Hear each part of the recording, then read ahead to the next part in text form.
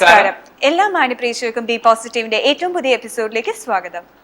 കൃപയാ പാലയ ശൗരേ കൃപയാ പാലയ ശൗരേ കൃപയാ പാലയ ശൗരേ കരുണരസാവാസ കലുഷാദ്രി വീരരാമ കൃപയാ പാലയ ശൗരേ. നന്നായിട്ട് പാടി. പക്ഷേ ഇന്നെന്താ പതിവില്ലാതെ കർണാടക സംഗീതം? സാധാരണ നമ്മള് ലളിത സംഗീതമാണ് ഞാൻ ശരത്ത് പാടി കേട്ടിട്ടുള്ളത്. ശരിക്കും ഗോപിക, ഇന്നത്തെ ഈ ദിവസം നമ്മൾ ശാസ്ത്രീയ സംഗീത ലോകത്ത് നിരവധി സംഭാവനകൾ ചെയ്ത ഒരു മഹത് വ്യക്തിക്ക് വേണ്ടി ബി പോസിറ്റീവ് സമർപ്പിച്ചിരിക്കുകയാണ്. അറിയാലോ? തീർച്ചയായും ശരത്ത് നമ്മൾ പറഞ്ഞുകൊണ്ടിരുന്ന ശെമ്മാങ്കുടി ശ്രീനിവാസ അയ്യനെ പറ്റിയാണ് അല്ലേ? അതെ ഗോപിക. അദ്ദേഹത്തിനെ പറ്റി പറയുമ്പോഴത്തേക്ക് അറിയാത്തൊരു കാര്യമാണ്. പക്ഷെ അദ്ദേഹം എന്ന് പറയുന്നത് നമുക്ക് കർണാടക സംഗീതത്തിൽ ഏറ്റവും വലിയ ബഹുമതി എന്ന് പറയുന്നത് ഏതാണെന്ന് അറിയോ? മറക്കാനാവില്ല ഗോപിക, സംഗീത കലാനിധിയാണ്. കാരണം അത് കിട്ടിയ ഏറ്റവും പ്രായം കുറഞ്ഞ വ്യക്തിയാണ് അദ്ദേഹം എന്ന് പറയുന്നത്. അതുപോലെ എനിക്ക് തോന്നുന്നു ബി പോസിറ്റീവിന്റെ ഏറ്റവും വലിയൊരു ഭാഗ്യം എന്ന് പറയുന്നത് അദ്ദേഹത്തിന്റെ ഒരു ശിഷ്യ, നമുക്ക് പ്രഗത്ഭയായ ശിഷ്യ ഓമനക്കുട്ടി ടീച്ചർ നമുക്ക് നമ്മുടെ അതിഥിയായിട്ട് കിട്ടിയിരുന്നു എനിക്ക് പറയാനുള്ള എന്ന് പറയുന്ന സെഗ്മെന്റില്. അത് മാത്രമല്ല, ഓമനക്കുട്ടി ടീച്ചർ സംസാരിച്ചുകൊണ്ടിരിക്കവേ ആ സംസാര മധ്യത്തിൽ വളരെ നമുക്കെല്ലാം ഓർമ്മിച്ച് വെക്കാവുന്ന കാര്യങ്ങൾ പറഞ്ഞു. നമ്മുടെ ഇദ്ദേഹം നമ്മെ വിട്ടു പിരിഞ്ഞ ആ ഒരു സമയം ടീച്ചറും ടീച്ചറിന്റെ ഒരു ഫ്രണ്ടും കൂടി സ്വാമിയുടെ അടുത്ത് ഇങ്ങനെ സ്വാമിയുടെ ശരീരം കിടത്തി ാണ്. അതിൻ്റെ അടുത്ത് നിന്നപ്പോൾ കുറേ നേരം കഴിഞ്ഞപ്പോൾ സ്വാമിയുടെ തലയ്ക്ക് മുകളിൽ ഒരു ചിഹ്നം അവിടെ പ്രത്യക്ഷപ്പെട്ടു, തലയ്ക്ക് ബാക്കിലായിട്ട്. അത് വളരെ നടന്ന ഒരു കാര്യമാണ്. അത് ടീച്ചർ പറഞ്ഞപ്പോൾ ഇന്നും ടീച്ചർ അത് ഓർത്ത് ഇങ്ങനെ വെമ്പൽ കൊള്ളുകയാണ്. അപ്പോൾ ഓർമ്മിക്കേണ്ട ഒരു കാര്യം, എത്ര മഹത്തായ ഒരു വ്യക്തിയാണ് അദ്ദേഹം എന്നുള്ളത്. അപ്പോൾ അദ്ദേഹത്തിന്റെ ആ ഒരു മഹത്തായ സംഭാവനകൾ, നമ്മുടെ സംഗീതത്തിലുള്ള ആ സംഭാവനകളെ ഓർത്തുകൊണ്ട് നമ്മുടെ ഇന്നത്തെ ഈ ഒരു അധ്യായം എന്ന് പറയുന്ന അദ്ദേഹത്തിന് സമർപ്പിച്ചുകൊണ്ട് നമുക്ക് നമ്മുടെ ആദ്യത്തെ സെഗ്മെന്റിലേക്ക് പോവാം അല്ലെ? തീർച്ചയായിട്ടും. സംഗീത സാന്ദ്രമായ ശുഭസംഗീതം.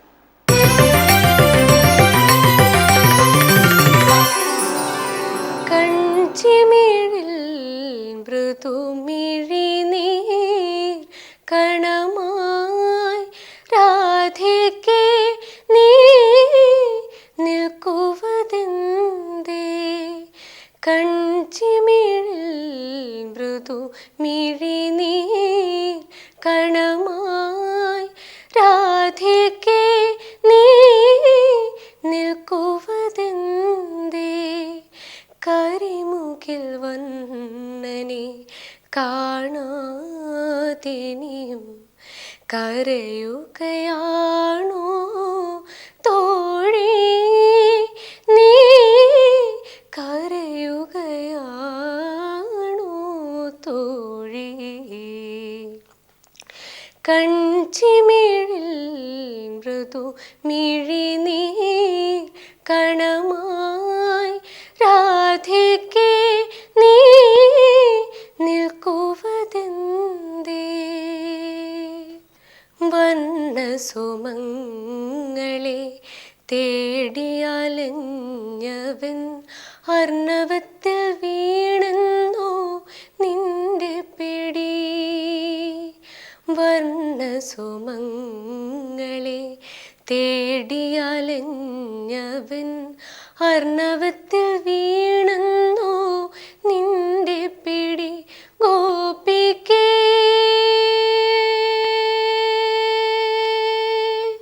ഗോപിക്കേ നിൻ പ്രിയതോഴൻ നാശവിനാശനല്ലേ കളയോ നിൻ മനശോകം? നിൻ കാന്തൻ കണ്ണനെ വേൽക്കാം. കൺചിമിഴിൽ മൃദുമിഴിനീർ കണമായി രാധയ്ക്ക് നീ നിൽക്കുവതെന്തേ? കാളകൊടോൽക്കജൻ കാളിയൻ വാഴുമാ കാളിന്തിയിൽ വീണെന്നോ നിന്റെ പിടി? കാളകൊടോൽക്കജൻ കാളിയൻ വാഴുമാം കാളിന്തിയിൽ വീണെന്നോ നിന്റെ പിടി രാധികേ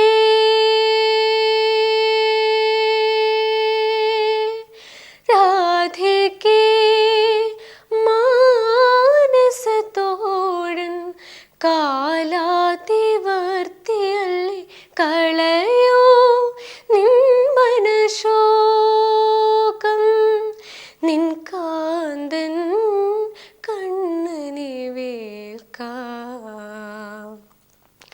കൺചിമിഴിൽ മൃദുമിഴി നീർ കണമായി രാധികേ നീ നിൽക്കുവതെന്തേ കരിമുകിൽ വന്നനെ കാണാതിനിയും കരയുകയാണോ തോഴി നീ കരയുകയാണോ തോഴി കൺചിമിഴിൽ മൃദുമിഴി നീർ കണമായി രാധികേ നീ നിൽക്കുവതെന്തേ. അപ്പൊ ശരത്തെ നമ്മൾ സംസാരിച്ചുകൊണ്ടിരുന്നത് ശമാങ്കുടി ശ്രീനിവാസയ്യറിനെ പറ്റിയായിരുന്നു. തീർച്ചയായിട്ടും. അപ്പൊ അദ്ദേഹം ജനിച്ച നമ്മള് നേരത്തെ തന്നെ പറഞ്ഞു ഇന്നത്തെ ദിവസമാണെന്ന് അല്ലെ. അതായത് 1908 ജൂലൈ 25-നാണ് അദ്ദേഹം ജനിക്കുന്നത്. ശരിയാണ് ഗോപിക. നമുക്ക് ലോകത്തിന് കിട്ടിയ ഒരു പുണ്യമാണ് അദ്ദേഹം എന്ന് പറയാം. കാരണം നമ്മളെപ്പോഴും അദ്ദേഹത്തിൻ്റെ സംഭാവനകളും അദ്ദേഹം കലാരംഗത്ത് കർണാടക സംഗീത രംഗത്ത് നൽകിയ ബഹുമതികളും നമ്മൾ ഓർമ്മിക്കേണ്ട വളരെ അത്യന്താപേക്ഷിതമായ ഒരു കാര്യമാണ്. കാരണം വളരെ വ്യക്തമായിട്ട് പറയുകയാണെങ്കിൽ സംഗീതത്തിന് വേണ്ടി ജീവിതം ഒഴിഞ്ഞു വെച്ച ഒരു മഹത് വ്യക്തിയായിരുന്നു അദ്ദേഹം. അദ്ദേഹത്തിൻ്റെ ശിഷ്യന്മാരിൽ നിന്ന് അത് അറിയുമ്പോൾ ഇങ്ങനെയൊക്കെയാണ് സംഗീതം അഭ്യസിക്കേണ്ടതെന്ന് വളരെ വ്യക്തമായിട്ട് ഒരു ധാരണയുള്ളൊരു വ്യക്തിയായിരുന്നു. ഓമന ടീച്ചറൊക്കെ പറയുന്നത് കേട്ടു, വളരെ ഒരുപാട് തവണ പാടി പഠിപ്പിക്കുമായിരുന്നു. അദ്ദേഹം ഒരിക്കലും എഴുതാൻ സമ്മതിക്കുന്നുണ്ടായിരുന്നില്ല. ഗുരുമുഖത്ത് നിന്ന് കേട്ട് പഠിക്കുക, ആ ഒരു രീതിക്കാണ് അദ്ദേഹം പ്രാധാന്യം നൽകിയിരുന്നത്. അതുകൊണ്ട് തന്നെ ഈ മഹത് വ്യക്തിയെ ആദരിക്കാനായിട്ട് അദ്ദേഹത്തിൻ്റെ സ്മരണാർത്ഥം നമ്മുടെ കലാ സാംസ്കാരിക മേഖലകളിൽ തെളിഞ്ഞു നിൽക്കുന്ന ഒരു ദീപമായ ഭാരത് ഭവൻ ഇപ്പോൾ അദ്ദേഹത്തിന് വേണ്ടി ഒരു സ്മാരകം, ഒരു സ്മരണ മന്ദിരം ഇപ്പോൾ രൂപവൽക്കരിച്ചിട്ടുണ്ട്. ശരിക്കും അവിടെ ചെല്ലുകയാണെങ്കിൽ, തെക്കേടാണ് ഭാരത് ഭവൻ, അവിടെ ചെല്ലുകയാണെങ്കിൽ അദ്ദേഹത്തിൻ്റെ പല രീതികളും അദ്ദേഹത്തിൻ്റെ പല ചിത്രങ്ങളും അദ്ദേഹത്തെക്കുറിച്ച് കലാ സാംസ്കാരിക മേഖലകളിലുള്ള പ്രമുഖർ വെളിപ്പെടുത്തുന്നതും ഒക്കെ കാണാനുള്ള ഒരു അവസരമുണ്ട്. ഇത്തരത്തിൽ ഭാരത് ഭവൻ്റെ പ്രവർത്തനങ്ങളും നമ്മുടെ കലാ സാംസ്കാരിക മേഖലയ്ക്ക് ഒരു മുതൽക്കൂട്ട് തന്നെയാണ്. തീർച്ചയായിട്ടും. അപ്പൊ ഇതേപോലെ നമുക്ക് കൂടുതൽ ചരിത്രത്തിൽ ഇന്നത്തെ തീയതിയിൽ എന്തൊക്കെയാണ് സംഭവിച്ചത് എന്നറിയാൻ വേണ്ടി നമ്മുടെ അടുത്ത സെഗ്മെന്റ് കാണാം ചരിത്രത്തിൽ നിന്ന്.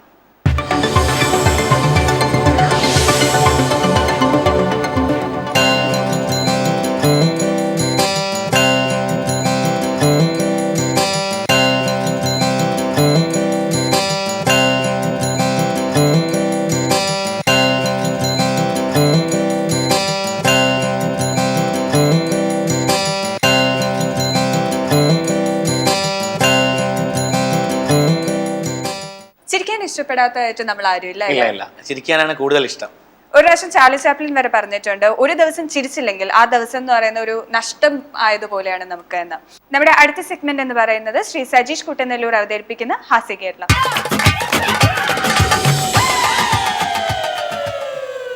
എല്ലാ പ്രിയപ്പെട്ട പ്രേക്ഷകർക്കും ഹാസ്യ കേരളം പരിപാടിയിലേക്ക് സുസ്വാഗതം.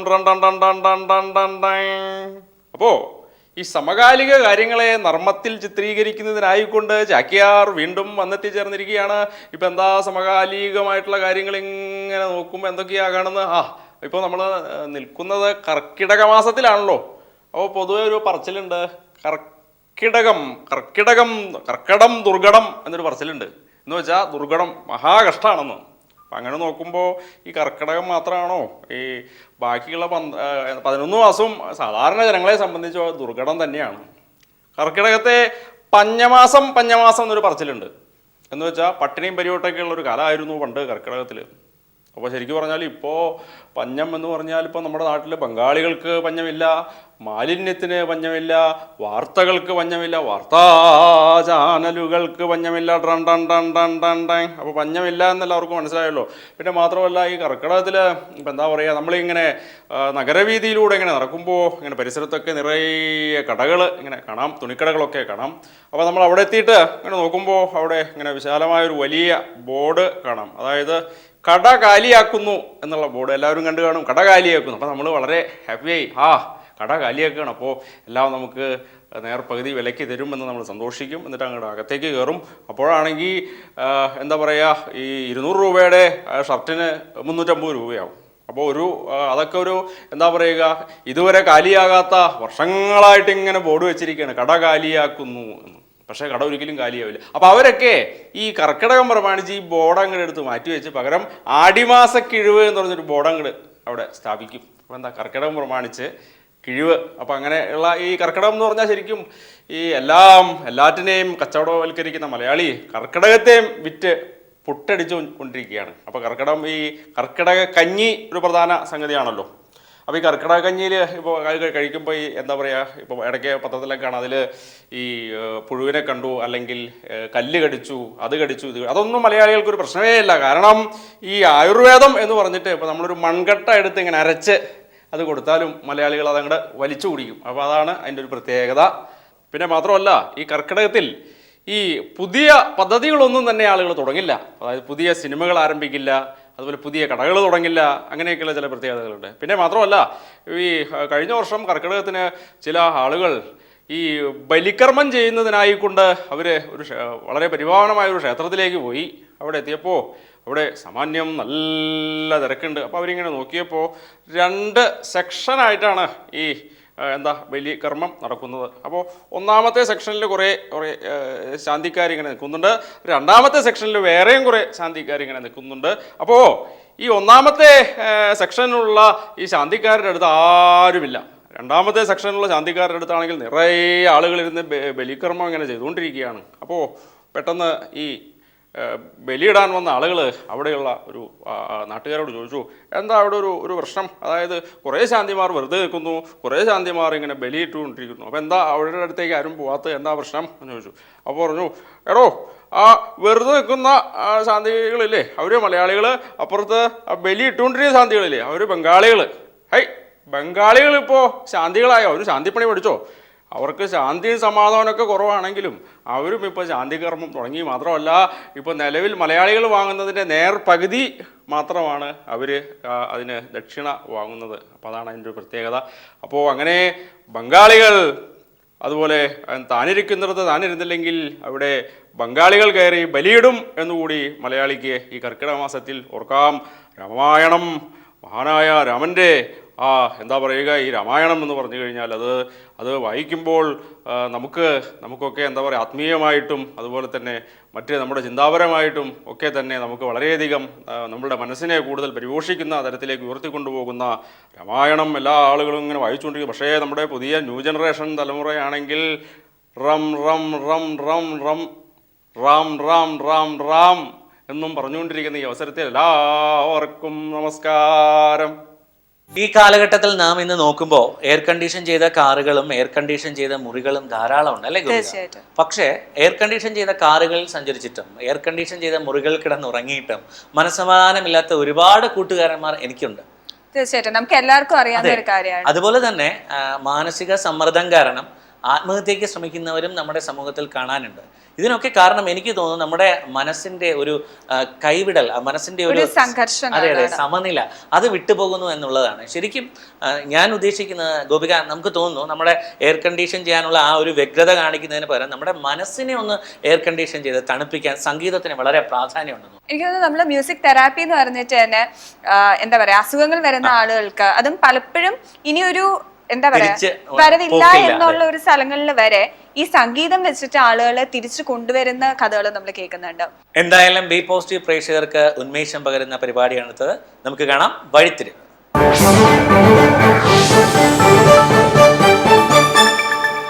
റാം വിദ്യാസമ്പന്നനായ വളരെ മിടുക്കനായ ഒരു ചെറുപ്പക്കാരനാണ്. പക്ഷേ റാമിന് എപ്പോഴും വിഷമമാണ്. തനിക്ക് ജീവിതത്തിൽ ഒന്നും അച്ചീവ് ചെയ്യാൻ കഴിയുന്നില്ല. എപ്പോഴും പരാജയങ്ങളാണ് തനിക്കുള്ളത്. ബന്ധങ്ങളിലെല്ലാം ദുരനുഭവങ്ങൾ മാത്രമാണ് തനിക്കുള്ളത്.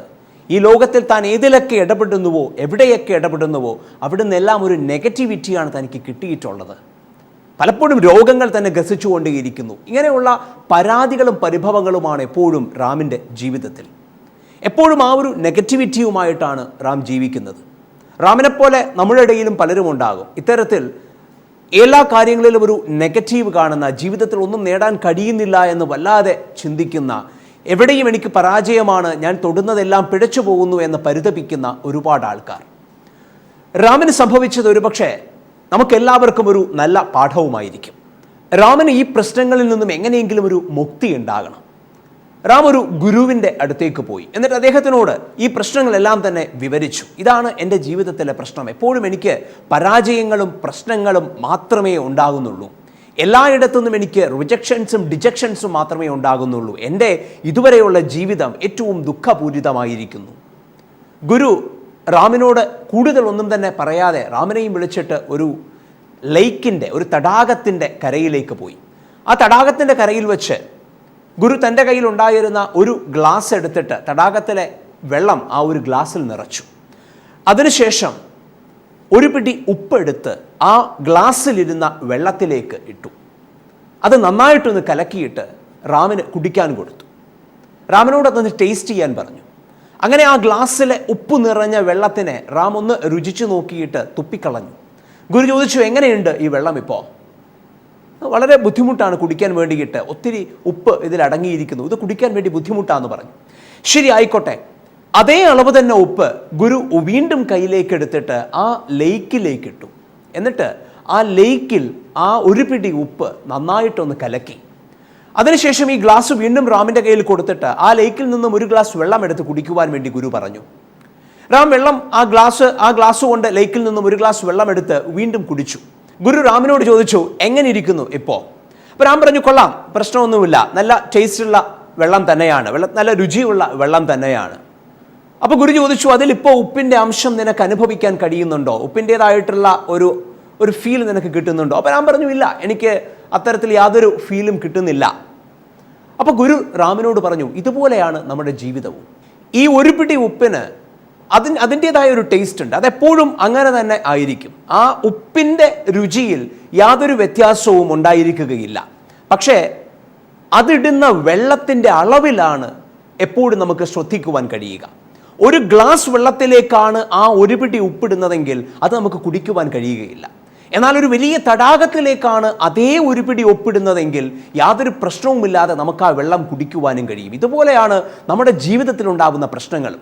നമ്മുടെ ജീവിതത്തിൽ ഉണ്ടാകുന്ന പ്രശ്നങ്ങളെ ഒരു ചെറിയ വാതായനത്തിലൂടെ നമ്മൾ നോക്കിക്കാണുവാൻ ശ്രമിച്ചാൽ, നമ്മുടെ ജീവിതത്തിനെ വല്ലാതെ ചുരുക്കി കാണുവാൻ വേണ്ടിയിട്ടാണ് നമ്മൾ ശ്രമിക്കുന്നതെങ്കിൽ, ഒരു പിടി ഉപ്പ് ഒരു ഗ്ലാസ്സിലിടുമ്പോൾ എന്തുമാത്രം ചവർപ്പാണോ അതിനുണ്ടാവുക, അതേ ഫീലിംഗ് തന്നെയായിരിക്കും ജീവിതത്തിലും ഉണ്ടാവുക. എന്നാൽ ജീവിതത്തിൽ പ്രശ്നങ്ങൾ വരുന്നതിനനുസരിച്ച് ഒതുങ്ങിക്കൂടാതെ ജീവിതത്തിനെ കൂടുതൽ വിശാലതയിലേക്ക് കൊണ്ടുവരാൻ വേണ്ടിയിട്ടാണ് നമ്മൾ ശ്രമിക്കുന്നതെങ്കിൽ, കൂടുതൽ വിശാലമായിട്ടുള്ള ഒരു ടെറൈനിലേക്ക് കൊണ്ടുവരാൻ വേണ്ടിയിട്ടാണ് നമ്മൾ ശ്രമിക്കുന്നതെങ്കിൽ, അവിടെ ആ ഒരു പിടി ഉപ്പ് ഒരു തടാകത്തിൽ കലക്കിയ രീതിയായിരിക്കും ഉണ്ടാവുക. പ്രശ്നങ്ങൾ എപ്പോഴും ഒന്ന് തന്നെ ആയിരിക്കും. അതിനെ ഏറ്റവും ചെറിയ പ്രതലത്തിലേക്ക് നമ്മൾ ഒതുക്കുവാൻ ശ്രമിക്കുമ്പോൾ അത് നമ്മളെ വല്ലാതെ എഫക്റ്റ് ചെയ്യുന്നു. എന്നാൽ ജീവിതത്തിനെ വിശാലതയിലേക്ക് കൊണ്ടുവരുവാൻ ഒരുപാട് പരിചയങ്ങൾ, ഒരുപാട് ബന്ധങ്ങൾ, ഒരുപാട് ജീവിതത്തിൽ ചെയ്യുന്ന പ്രവൃത്തികൾ, ഒരുപാട് കാര്യങ്ങളിലുള്ള എൻഗേജ്മെൻറ്റ്സ്, ഈ രീതിയിലേക്ക് നമ്മൾ കൊണ്ടുവന്നാൽ പലപ്പോഴും പ്രശ്നങ്ങൾ അവയിൽ അലിഞ്ഞ് ഇല്ലാതാകുന്നതായി നമുക്ക് കാണുവാൻ കഴിയും. റാമിൻ്റെ ജീവിതവും അതിൽ ഗുരു കൊടുത്ത ഉപദേശവും ഒരുപക്ഷെ നമുക്കെല്ലാവർക്കും നല്ല ഒരു ഉപദേശം തന്നെ ആയിരിക്കും ജീവിതത്തിലെ പ്രശ്നങ്ങളെ ഏറ്റവും പോസിറ്റീവായ രീതിയിൽ, ഇഫക്റ്റീവായ രീതിയിൽ നേരിടുവാൻ വേണ്ടിയിട്ട്. അതുപോലെ പ്രേക്ഷകരുടെ അഭിപ്രായങ്ങളും നിർദ്ദേശങ്ങളും അറിയിക്കാനുള്ള സമയത്തിലേക്ക് ഞങ്ങൾ അടുത്തുകൊണ്ടിരിക്കുകയാണ്. നിങ്ങളുടെ വിലയേറിയ അഭിപ്രായങ്ങൾക്ക് ഞങ്ങളുടെ ഹൃദയം തന്നെയാണ് തന്നിരിക്കുന്നത്. ഇനിയും നിങ്ങളുടെ അഭിപ്രായങ്ങളും നിർദ്ദേശങ്ങളും ചെറിയ ചെറിയ വിമർശനങ്ങളും ഞങ്ങൾക്ക് എഴുതി അറിയിക്കുക. അതിൻ്റെ വിലാസം: B positive, panorama media, Chettikulangara, Thiruvananthapuram 1. Phone number 04712466 email panorama.tvmedia@gmail.com. പണ്ട് കാലത്ത് ഗോപിക ശാസ്ത്രീയ സംഗീതം എന്ന് പറയുന്നത് സവർണറുടെ ഒരു കുത്തകയായിരുന്നു. താഴ്ന്ന ജാതിയിൽപ്പെട്ട ആരെങ്കിലും അത് കേൾക്കുകയോ അത് പഠിക്കാനായിട്ട് ശ്രമിക്കുകയോ ചെയ്താൽ കാതുകളിലേക്ക് ഈയം ഉരുക്കി ഒഴിക്കുക എന്ന് പറയുന്ന ഒരു ഹീനമായിട്ടുള്ള പ്രവൃത്തി വരെ അരങ്ങേറിയ ഒരു സമൂഹമായിരുന്നു നമ്മുടേത്. പക്ഷെ ഇന്ന് അതൊക്കെ മാറി. ഇന്നിപ്പോൾ സംഗീത താല്പര്യമുള്ള ആർക്കും സംഗീതം അഭ്യസിക്കാൻ പറ്റും. എനിക്ക് തോന്നുന്നു അത് കർണാടക സംഗീതം എന്ന് പറയുന്നത് സംഗീതത്തിന്റെ തന്നെ ഒരു അടിസ്ഥാനമാണ് അല്ലെ. നമുക്ക് 72 രാഗങ്ങളുണ്ട്. അപ്പൊ അതിൽ നിന്നാണ് ബാക്കിയുള്ള എല്ലാതരം സംഗീതവും വരുന്നത്. അപ്പൊ ഇന്നത്തെ കുട്ടികൾക്ക് അത് പഠിക്കാൻ പറ്റുന്നു എന്ന് പറയുന്ന ഒരു വലിയ കാര്യം തന്നെയാണ്. അപ്പൊ എന്തായാലും നമുക്ക് ഇന്നത്തെ എപ്പിസോഡ് ഇവിടെ അവസാനിപ്പിക്കാനുള്ള സമയമാവുകയാണ്. അപ്പൊ ഇന്നത്തെ എപ്പിസോഡ് ഇവിടെ അവസാനിപ്പിക്കുകയാണ്. നാളെ വീണ്ടും കാണും വരെ നന്ദി, നമസ്കാരം.